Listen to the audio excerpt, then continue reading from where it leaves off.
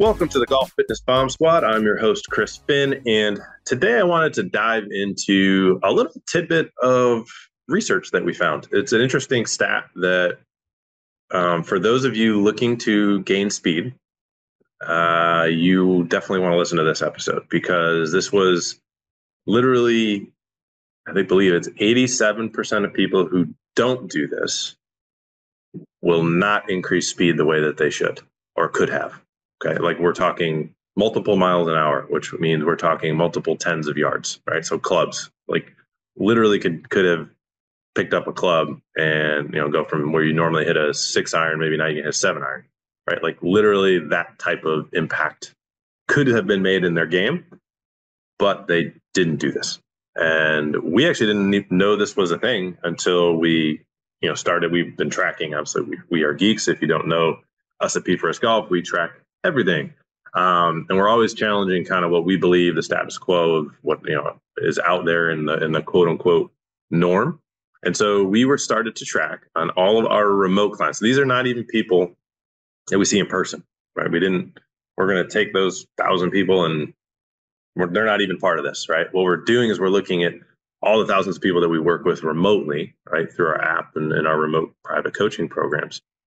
And we've actually made a huge change in what we do. And because of this finding. So what we found was when it comes to success long-term with fitness for people and for golfers, right? So people looking to play better golf, to gain some speed. What we found was if the golfer does not test their club head speed, the degree to which they are going to gain speed massively declines. Like literally, like maybe 2 out of 10 people who don't track their speed will actually see the gains that they should be seeing. Versus if we track speed, those golfers literally 9 out of 10 times see the kind of maximal return that they should be seeing. And there's a couple things to dive into or kind of dissect here. Number one is the idea of intent. When we practice and when we train, there needs to be intent, and particularly when we talk speed. And you can have the intent. You need to have the intent to go as fast as you can when we're doing speed training. Now, obviously, you need to have good rotaries. The rotary centers need to be passed. Your strength numbers need to be in a place where we can go ahead and confidently pursue strength training, right, or speed training. Sorry, without the risk, fear, of getting hurt. But what we found is, if I tell you to swing fast without a swing speed monitor, you're going to go as fast as you think. Like it's going to be perceived. It's internally you think you're going fast. The second I put a swing speed monitor in front of you and say, I say, go fast, and maybe you swing it, 100 miles an hour, right? And then I say, now beat it, right? And now all of a sudden you have a target, and you're going to beat it. You're going to hit 101. I say, all right, now beat that. Beat 102. I say, no, well, hey, now I'll get 105, and you get 105, right? The intent is there, and you have an immediate feedback loop as to where you're at and where are you on the road to accomplishing that goal. And then what you start to see is, well, so now you track that. Right. And so the cool thing is the launch monitors we use actually track that for you. Right. And you say, now, hey, go up to, you got up to 105 last time. Our goal today is to get up to 106. Right. Now there's measurable marked improvement that we can track.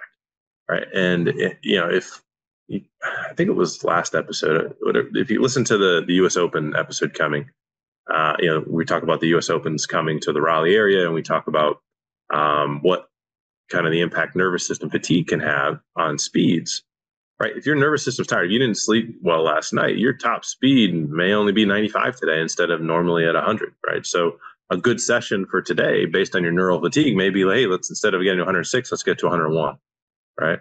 And that would be the equivalent, right? And so I think, excuse me, when you have the ability to track and you are tracking both intra session, so in that swing speed session, but also when you're tracking it over time, the gains that golfers see are stupid relative to the gains that golfers see when they don't track. So if you're doing speed training and you do not have a speed monitor and you are not tracking it, you are leaving distance on the table. If you're not tracking in the session, every swing, and over time, multiple sessions in a row, you're not tracking it, you are leaving probably 10 yards on the table. Let that sink in.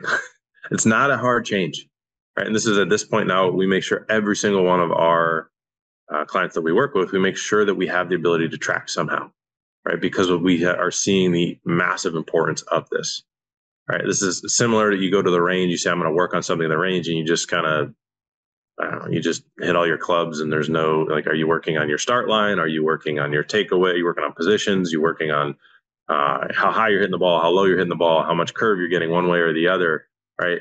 Flighting the ball. Like, what are you attempting to accomplish, right? And how are you measuring that? How are we measuring progress and measuring getting better? This gets into the whole practicing correctly discussion, right? So many people have no freaking idea how to practice. Okay.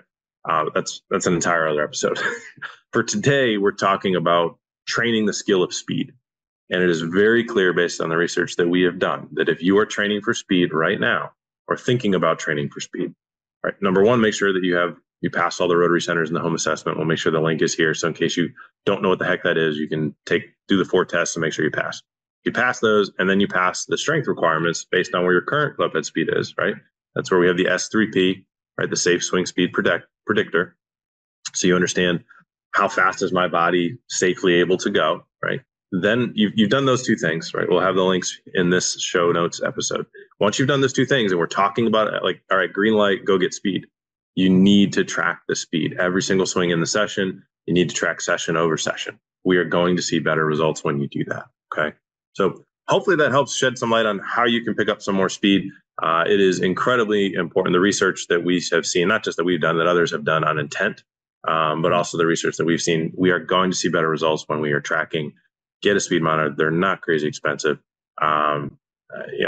Don't do the one on Amazon. I think there's one on Amazon. It's like $100, $120. We call it the random number generator. Don't do the random number generator. Definitely. We're definitely fans. Rapsodo has a good product that's pretty cost effective for dry swing. So that would be something that if you're looking to get something, that's a good brand. But the P was a PRGR, I think, is another one that can do dry swings relatively better. Just go get something. If you have a TrackMan, whatever, just have something because it will help you accomplish your goal if you're going to put the time in. I want to see you get results. So thanks as always for hanging out with me here on the Golf Fitness Bomb Squad, and I look forward to catching you on the next episode.